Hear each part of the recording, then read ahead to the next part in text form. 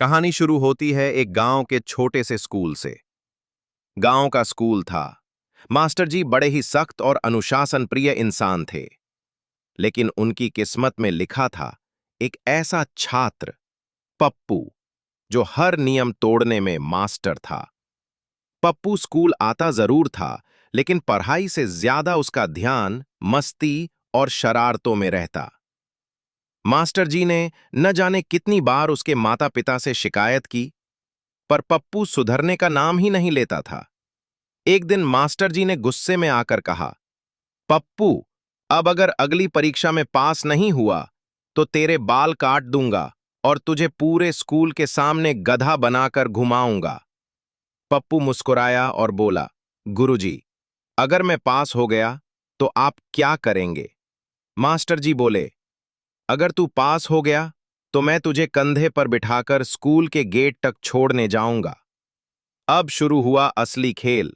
पप्पू ने ठान लिया कि इस बार कुछ ऐसा करेगा कि गुरुजी की भी बोलती बंद हो जाए। परीक्षा का दिन, पहला पेपर था। हिंदी प्रश्न था, गाय पर निबंध लिखिए। पप्पू ने उत्तर में लिखा, गाय एक घरेलू जानवर है, लेकिन आज मेरे पड़ोसी की भैंस भाग गई थी तो मैं उसकी खोज में चला गया, इसलिए मैं गाय पर ध्यान नहीं दे सका। कृपया मेरे अंक माफ कर दीजिए। धन्यवाद। मास्टर जी ने माथा पी लिया। दूसरा पेपर, गणित प्रश्न। अगर एक आम 10 रुपए का है तो 5 आम कितने के होंगे? पप्पू का उत्तर, अगर मैं 10 रुपए के 5 आम लूंगा तो मेरी मम्मी मुझे पीटेंगी, इसलिए मैं आम नहीं खरीदूंगा। मास्टर जी को अब समझ आ गया था कि पप्पू उन्हें बेवकूफ बना रहा है। तीसरा पेपर, विज्ञान प्रश्न। पानी क्यों उबलता है?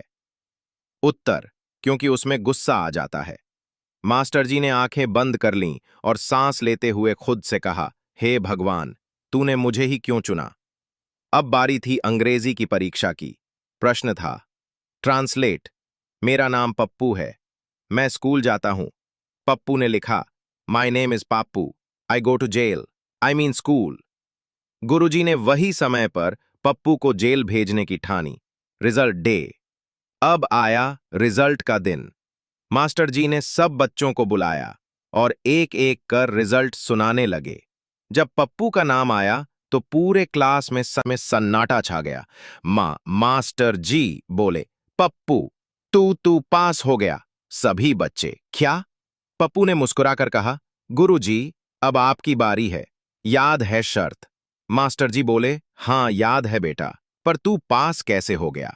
पप्पू ने मुस्कुराते हुए अपनी कॉपी दिखाई।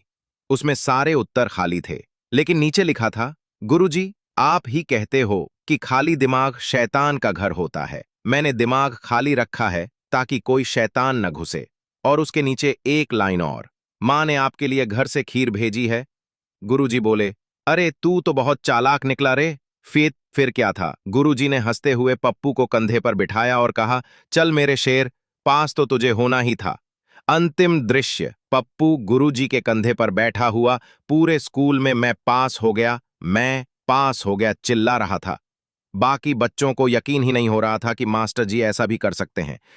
मास्टर जी भी सोच रहे थे, कभी कभी हार मानना भी सिखाता है कि जीत केवल अंकों से नहीं, दिल से होती है।